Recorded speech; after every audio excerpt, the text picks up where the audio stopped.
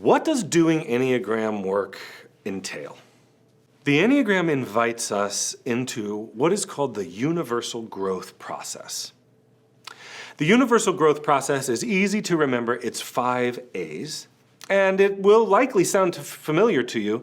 It's the universal growth process. The first step in the universal growth process is awareness. And when I work with clients in the beginning, it's about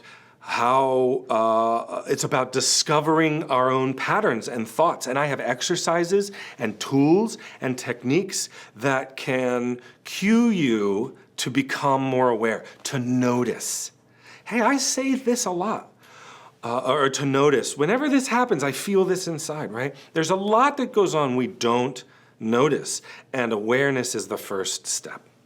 The second step in the growth process is acceptance. Because as we grow more and more aware, we're going to find things about ourselves that maybe we're not thrilled with. Acceptance is the realization that no matter what we are, no matter who we are, what traits we have, they are really without judgment. Traits are neither good nor bad. Like they say in the comic books, you can use your power for good or you can use your power for evil. And the Enneagram invites you to use your powers for good. So acceptance is saying, I don't like this about myself, but it is who I am. And then the next step is appreciation. And when we move into appreciation, we discover that the things about you that maybe you don't think are great have real fruit and gifts.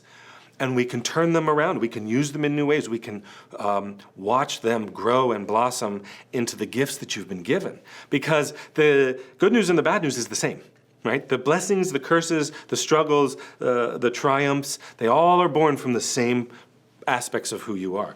The fourth A is action. Now, action is when we make decisions about what it is what patterns and habits of our own are serving us and what patterns and habits aren't. And since we know that habits serve needs, in the action step, we address the needs in healthier ways so that the habits that we don't like, that we want to go away, they just melt away, right? Because that habit is feeding a need. You meet that need in a different way, the habit just goes away.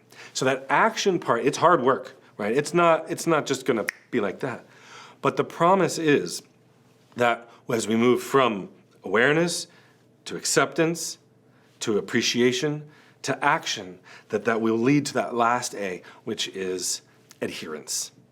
We make these changes. It's hard work, but we work these steps the way we do so that when we put that action plan into place, it's forever.